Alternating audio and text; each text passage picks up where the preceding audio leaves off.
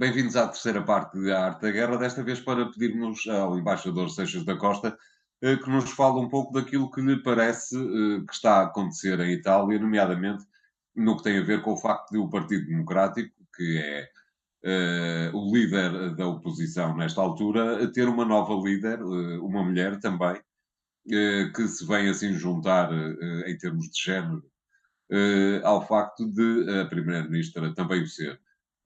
Como é que vê o andamento da política interna italiana, nomeadamente, que é que lhe parece que pode ser um primeiro sumário daquilo que tem sido a extrema-direita muito menos radicalizada, parece-me a mim, nos primeiros deste governo em Itália? Tal como aconteceu em França, alguns observadores da política italiana dizem que, no fundo, a subida da extrema-direita se fez um pouco por contraposição àquilo que foi o descalabro à esquerda.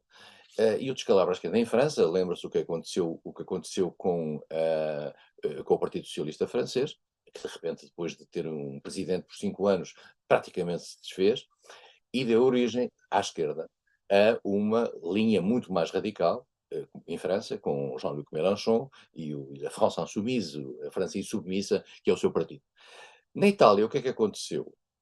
A subida da extrema-direita, e já lá e falaremos já sobre esse governo, fez-se à custa, não diria à custa, mas de certa maneira como tendo como contraponto, o descalabro da capacidade da esquerda, nomeadamente o chamado Partido Democrático, para sustentar uma política alternativa. Isso foi muito, muito evidente enquanto o Partido Democrático foi esfiado por Matteo Renzi e de repente há uma espécie de um vazio criado dentro do Partido Democrático. O Partido Democrático, convém dizê-lo, e é interessante, sob o ponto de vista histórico, e nós os que, como eu, têm os cabelos brancos, lembram-se mais disto. O Partido Democrático é uma herança do antigo Partido Comunista italiano. O Partido Comunista é esse também, que era não tão comunista como isso, isto é, era o mais eurocomunista, o mais aggiornato, como se dizia em Itália, dos partidos comunistas no mundo. Aliás, E, acho que portanto, o termo eurocomunismo foi inventado exatamente pelo Partido Comunista Italiano. não sei, porque no fundo o eurocomunismo tinha à época os partidos comunistas francês, o Partido Comunista espanhol, de Santiago Carrilho, Francisco Marché e o italiano. E o Partido Comunista italiano, que vem de uma tradição Togliatti, que vem de uma tradição da guerra, etc., foi lentamente fazendo compromissos e uma das vítimas desses compromissos foi Aldo Moro, que era do cristão-democrata e que acabou por morrer, ao que parece, devido a reações criadas também um pouco na sociedade política italiana pelas suas políticas e pela sua aproximação, esse compromisso histórico, chamado compromisso histórico com a extrema-esquerda, com a antiga extrema-esquerda. O Partido Democrático teve ao longo dos anos vários líderes, foi mudando vários líderes, e agora chegou a vez desta senhora, Elly Schlein. Elly Schlein é uma senhora que foi deputada europeia, foi vice-governadora de uma região, eh, foi, trabalhou na equipa de Obama nas eleições americanas, é uma senhora que assume a sua bissexualidade, e tem uma atitude, digamos, bastante diferente de Giorgia Meloni em várias áreas e vários setores, como aliás não é surpreendente. E há quem diga que ela se aproxima mais, digamos, de uma senhora que é Alexandria Ocasio-Cortez, que é a OC, como se diz nos Estados Unidos, que é da ala esquerda do Partido Democrático. Portanto, esta senhora aparece um pouco fora daquilo que era a tradicional linha do Partido Democrático, que era bastante mais institucionalista. Aparece com uma agenda muito marcada pelas questões eh, do clima, da agenda climática, da transição energética, muito marcada pela agenda, que é muito próxima também dos movimentos radicais mais à esquerda em toda a Europa, a agenda da desigualdade e do combate às desigualdades. e muito mais aberta, naturalmente, relativamente às questões das migrações, que é um dos cavalos de batalha do governo de Giovanna Meloni. E vamos ver em que medida é que ela terá a possibilidade de ter algum sucesso, mas na realidade também estas coisas são a prazo, porque as eleições italianas não estão aí ao virar da esquina, houve eleições no outono passado, e este governo de Meloni está a ser, eu não diria uma surpresa, porque houve vários analistas que consideraram que as coisas iam correr mais ou menos assim.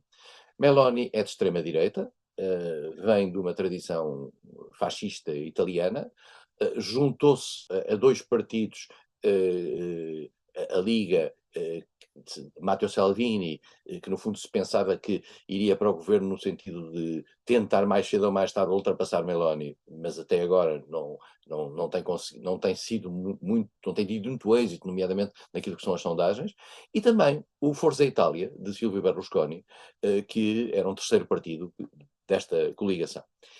Meloni teve, para já foi coerente no aspecto. Meloni nunca foi pró-russa e nunca teve atitudes pró-Putin, contrariamente aos seus dois companheiros de partido, de coligação. Exatamente. Matteo Salvini foi sempre muito favorável a Putin, enfim, há quem seja favorável a Putin num tempo e depois da guerra da Ucrânia pode não sê-lo, também há que ter esta medida, mas, por exemplo, o Silvio Berlusconi mantém mais ou menos essas mesmas ideias. Ora, Meloni o que é que é? Meloni mostrou ser atlantista, isto é, ser favorável à relação com os Estados Unidos, mostrou ser contra a guerra, a invasão russa da Ucrânia, apoiou o envio de armamento e de financiamento à Ucrânia dentro da União Europeia. E isso, o que é que lhe fez? Fez com que aquilo que parecia ser a chegada do diabo ao Conselho Europeu, de repente, o facto do diabo chegar ali e naquilo que era na altura considerado, e é, na altura, é considerado essencial para a postura da União Europeia, que é o apoio à Ucrânia e o combate à Rússia, Meloni está nas suas sete quintas.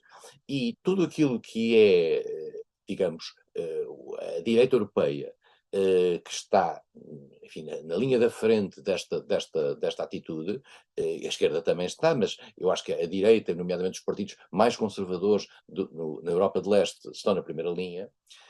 Obviamente receberam Meloni de uma forma muito diferente do que aquela que normalmente aconteceria a um líder de extrema-direita. E eu recordo-me bem do que é que aconteceu na Áustria, quando o primeiro governo com gente de extrema-direita chegou ao poder.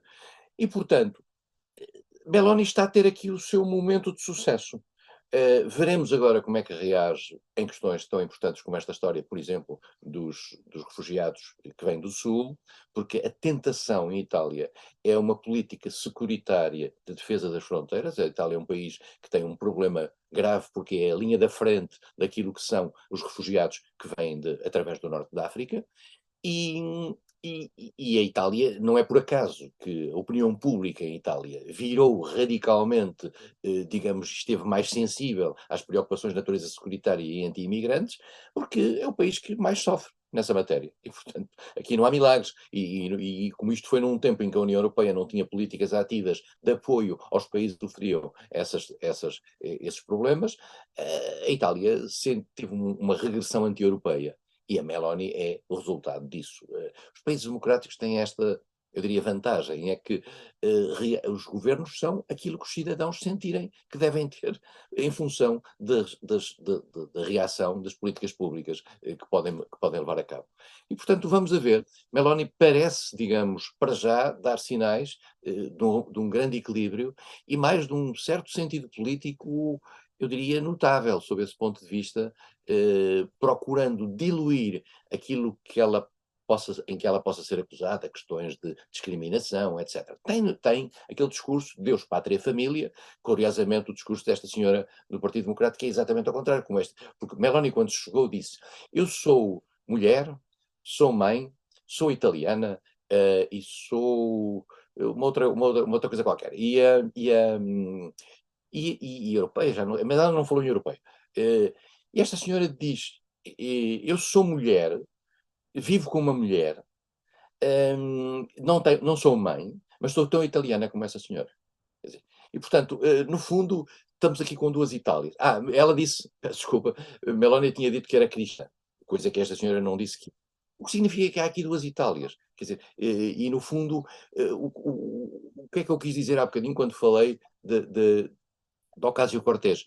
É que, neste momento, o contraponto às extremas-direitas está a começar a ser feito pela extrema-esquerda. E os partidos do mainstream, os partidos que estão ali no meio, desapareceram.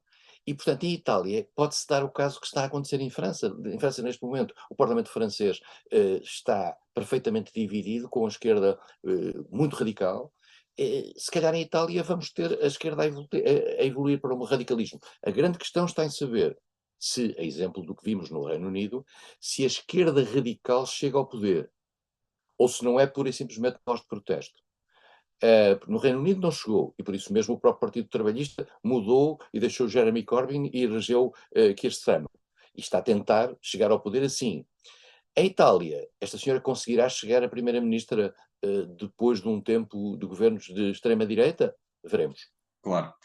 Veremos também, e há de ser um fator importante, de que forma é que a primeira-ministra italiana conseguirá gerir o gigantesco PRR italiano, mas também claramente a par daquilo que vai ser a gestão dos refugiados. Voltaremos com certeza a este tema. Já agora, António, convém dizer, a propósito do PRR que o António mencionou, que a senhora Meloni consegue ter hoje esse cheque fantástico, que é o maior cheque europeu para gastar, precisamente graças a um primeiro-ministro mais pragmático, mais conservador, digamos mais moderado, que foi Draghi. Foi Exatamente. Draghi que fez essa negociação. E, portanto, a história nem sempre coloca nas mãos de quem fez quem teve um sucesso, a execução dos frutos desse sucesso. Exato, e ainda por cima, Draghi seria com certeza o único italiano que conseguiria levar para casa um cheque daquela dimensão, não é? Muito bem, o programa de hoje acaba aqui. Continuem a acompanhar-nos e a ouvir-nos no podcast e que se encontram nos sites do Jornal Económico. E até para a semana.